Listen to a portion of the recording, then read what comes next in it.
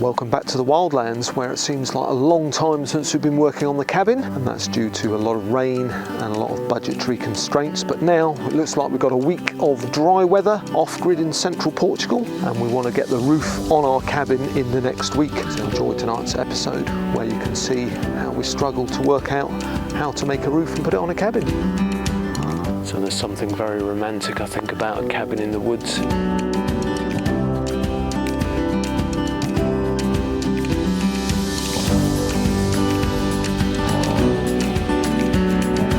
Something that I've dreamt about many times in the past, and I know that Missy and I have talked about it. And when you see images on Facebook and Instagram of beautiful cabins, a lovely setting, I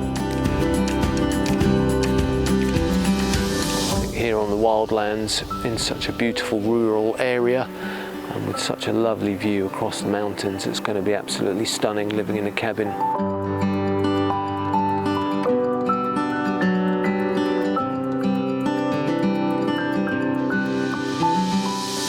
Missy. Hello. And what exciting chores do we have today? We're back on the cabin and we're going to start the putting on of the roof, which is very exciting. We haven't worked on it since probably the beginning of September, because first we didn't have any money, and then the weather has been horrendous, hasn't it? Has been awful. Lots and lots of rain, so you can't put a roof up in the rain. But we think we have a week of good weather and we have money and we've bought everything that we need. So we have the rafters and the OSB and the tin and all the screws. We do. So this is a mock-up of the size of the roof, basically. So it's 2.5 metre length, so it is quite sharp, and that's because once you have the rafters on here, if you imagine them up the top there, you can just about walk down the middle. Up there, can go online and use apps and websites to calculate your heights and angles for your rafters. Particularly useful if you're building a bigger building where you perhaps can't lay it out on the floor, but we've decided to lay ours out and work out the angles. So we're going to use this OSB, which is basically this half, if you imagine it. So we're going to mock it up flat, and then we're going to make one set of rafters, and Missy's got the short straw to go up on the roof, double check that they fit perfectly, and then we'll cut them all and try and get that done today, so that then when we get our team of friends over to help us put the rafters up, they're already made and we can go. Yep, dead simple, we think. Could be famous last words. So you got your rafter like this, which is, we're going to cut dead straight in the middle so that they meet but either side of a centre beam, and then a little bird's mouth notch so that it sits on the edge of the wall. So It should be quite simple, we think. It's a bit of a big job. How many rafters have we got, do you know? I have got it written down, but I can't remember offhand. Okay, lots of rafters. So yes, how many rafters have we got? We've got 3 per OSB sheet, and there's 4 sheets of OSB, and obviously one less rafter due to the ends, or one extra rafter at the end. So that's 3 per sheet, 4 sheets, 12, 13 rafters on each side, 26 rafters plus the middle section. That'd be nice and strong. So that's 52 cuts with the miter saw and 104 cuts with the hand saw. Oh my goodness. So yeah, probably not all going to be done today. That sounds like a lot. Well, I think once we've got it planned, should be quite quick, because we can do all the cuts on the miter saw all one after the other, apart from the fact that we're holding 5 metre length bits of wood that we've got to cut. And then we just replicate them. So we make a template. The absolute first one is 100% correct, and we use that as a template for all the others. Mark on the bird's mouth, and then we can just cut the bird's mouth, take it in turns with the saw. Our wood is 7 centimetres, which is less than 3 inches, so not quite 2.5 inches.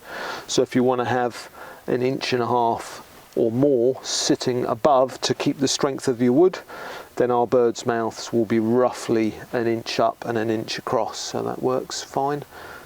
But we can work out the maths, because obviously our wood is in centimetres and Missy's dealing with an American website that's in inches.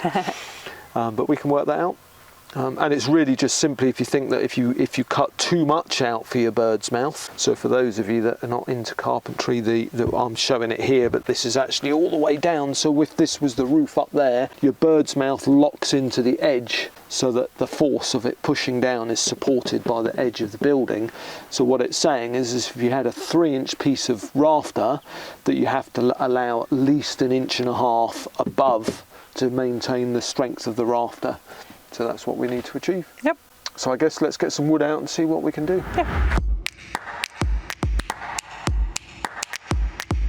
So we've been procrastinating and trying to work this out. It's not as easy as you think. So firstly, this angle is so sharp that it's too sharp for the miter saw, so we can't cut this angle on there. So I've cut it using a handsaw, which I'm not very excited about because it's not 100% accurate. It's fairly accurate. If I spoke to Paul, he would say it doesn't really matter. Once it's all screwed together, it should be good. So I'm going to go with that kind of viewpoint. So the other procrastination is that you've got ridged green tin to go on top of the OSB that's going here, and the ridges are quite high. So if you send the tin too high, then the capping won't fit. So we've also got to work out how high or how low the tin needs to be, which then affects the length down here, because the tin has an overhang and the length of the rafter that sticks out below the bird's mouth is affected by the length of the tin. So I think the next thing to do is to cut out the bird's mouth with a handsaw, replicate it on the other one, and then get Missy up on the roof and screw them together as a template and check that they fit on the roof, which is going to be fun. And if they do, then we can use these as a template and make all the rafters one after the other. If they don't, then we have to check and go back to the measuring board, but I'm sure they'll be fine. Certainly a challenge. Never built a roof before, and I'm sure there'll be lots of people that will pass judgment on our failings, but I'm sure it'll come out all right in the end.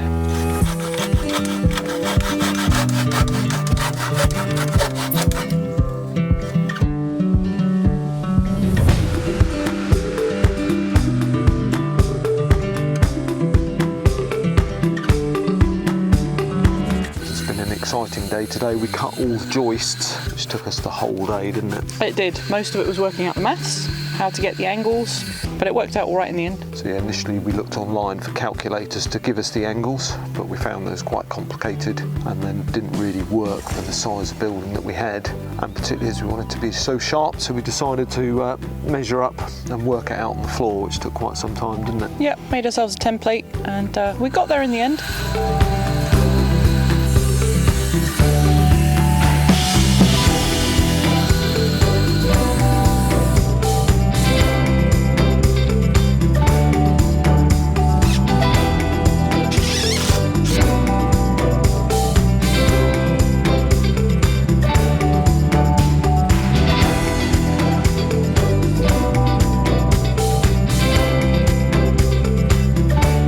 It turns out, after calculating the rise over run, that we have what's known as an 1812 pitch, which means it's really, really, really steep like that. And the reason it's so steep is because Rosie particularly wanted to be able to stand on the top floor, and because the cabin is quite narrow, it then means the pitch is very, very sharp.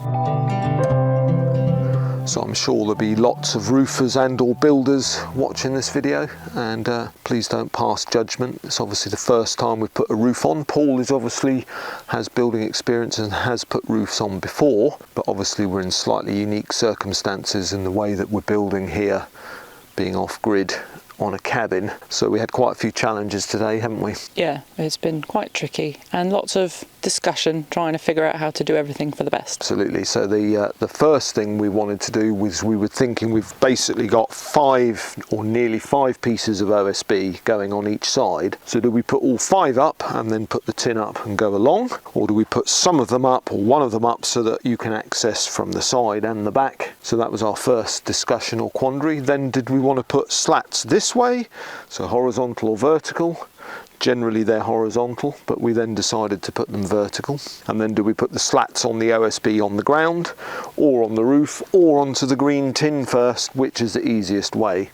So instead of getting all the tin up as Paul had hoped, we got one section up today. And all of the OSB down one side of the roof and some of the OSB down the other side of the roof. So it wasn't bad. It was protracted as well. We'd like to start as early as possible in the day to get the most of the daylight, because it starts failing around 5. But the first 3 or 4 hours of the day were spent going around town picking up bits and bobs, weren't they? It was, yeah. We needed to get more slats once we decided how we were going to use the slats, and we were going to put them vertical. So tomorrow we are down on helpers. So Bruno is off. But thanks very much so far, Bruno, for all your help. John and Nicola obviously came yesterday. Thanks very much to them as well.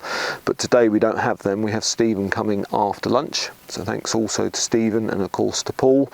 We're going to try and see how many green panels of tin we can get up in a couple of hours this afternoon today. Yes, without you being able to go up a ladder.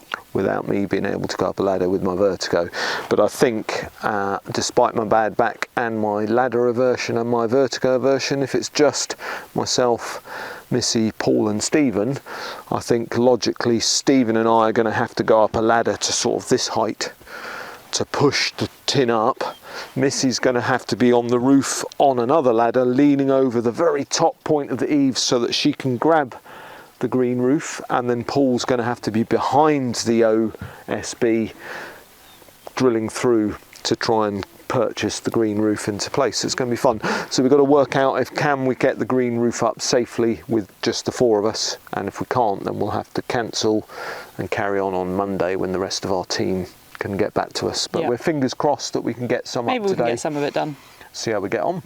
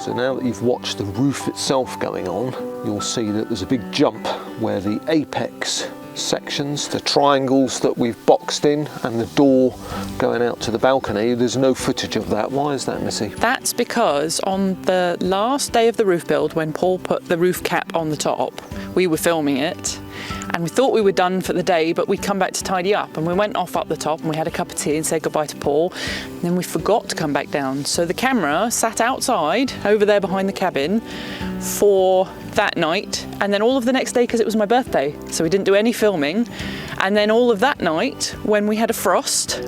So the poor camera's been out in all the weathers, and we were ever so scared that we were going to lose it, weren't we? We were. So I came and retrieved said camera, our main editing camera, and it was very wet, so we didn't want to turn it on. So we dried it off with kitchen towel, and then Missy put it in a bag with a load of rice for a couple of days in a hope that we could dry it out. So obviously, as you can see, the camera is working. It worked! So all of that footage is missing, and it's quite a shame that it's missing because I don't know if you're aware from previous episodes or if I've mentioned it in any detail, but I have quite severe vertigo, so I'm fine with building anything as long as it's kind of at ground level or a bit above ground level. I'm okay going up a ladder sort of 4 foot off the ground and leaning into things, but that's as far as my work goes. So going up to the top here to fit OSB was not going to happen for me, so that meant that Missy had to go up a very long ladder, and you had fun, didn't you? Yeah, Well, I don't normally do any of the power tool using because Dom can do it better than me, so I stick to my roles of carrying things and holding things and lifting things. But in the absence of you being able to do it, I went up on the second level and I was screwing and drilling and using a level, and it's more hard work than you would expect. If you're not a power tool user yourself, then it actually takes quite a lot of energy, and you would think that it's just the tool does the work, and it doesn't really. So I found that interesting. It's hard on the muscles. And then a little bit scary as well, because when I was up on I was inside the cabin, so you're nice and firm on the floor, but then you have to lean outside of half of it and turn your body around. So you've only really got 1 foot and 1 hand inside the cabin, so that you can screw screws in on the outside, and they kept dropping off, and it was an experience. But I feel quite proud of myself for having done it. And then, as you say, on the other side, I was up a very long ladder, and it was very wobbly, and it was very, very scary. I said a lot of bad words.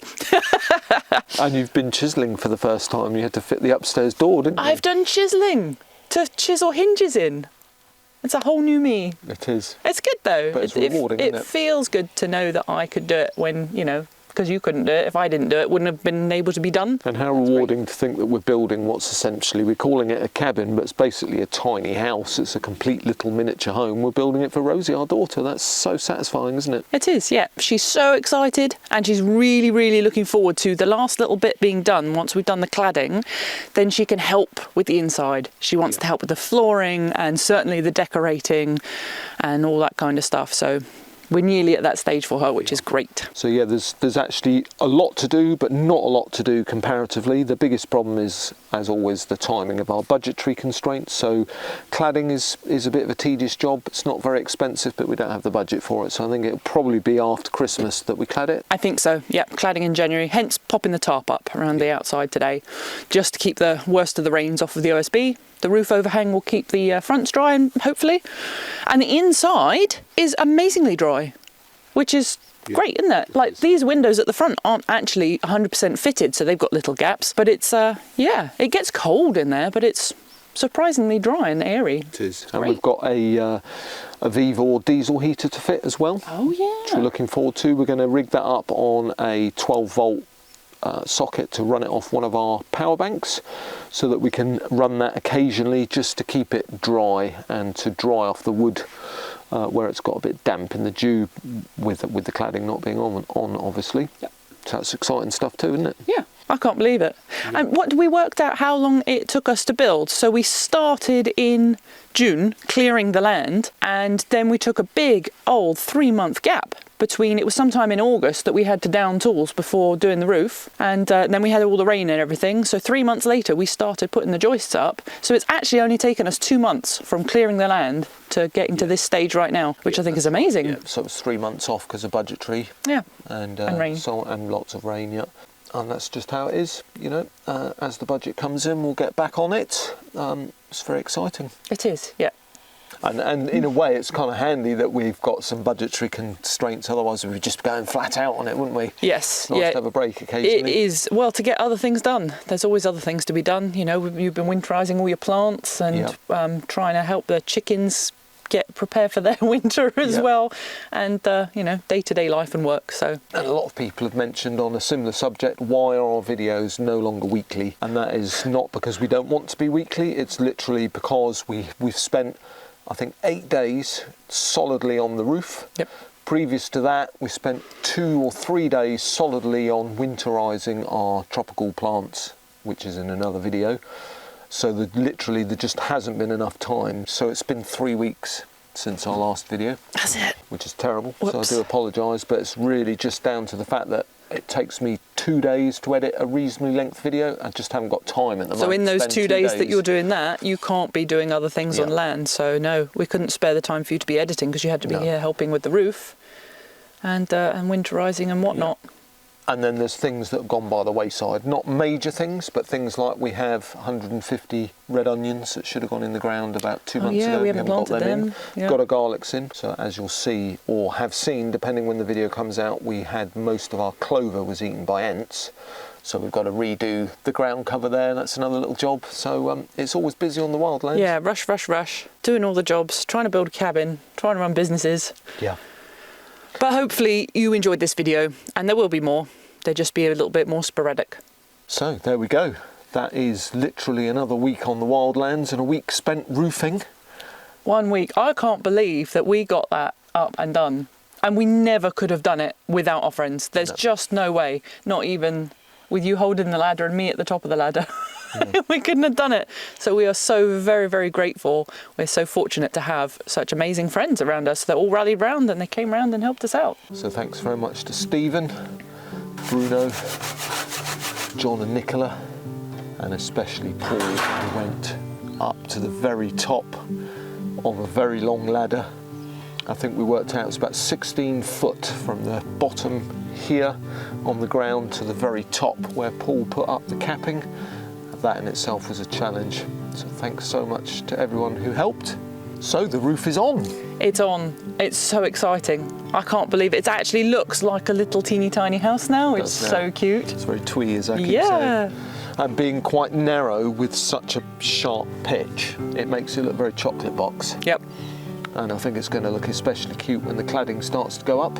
So we've got quite a few bits to do to finish off the roof at the moment. So we've got OSB on the overhangs, so we need to treat that.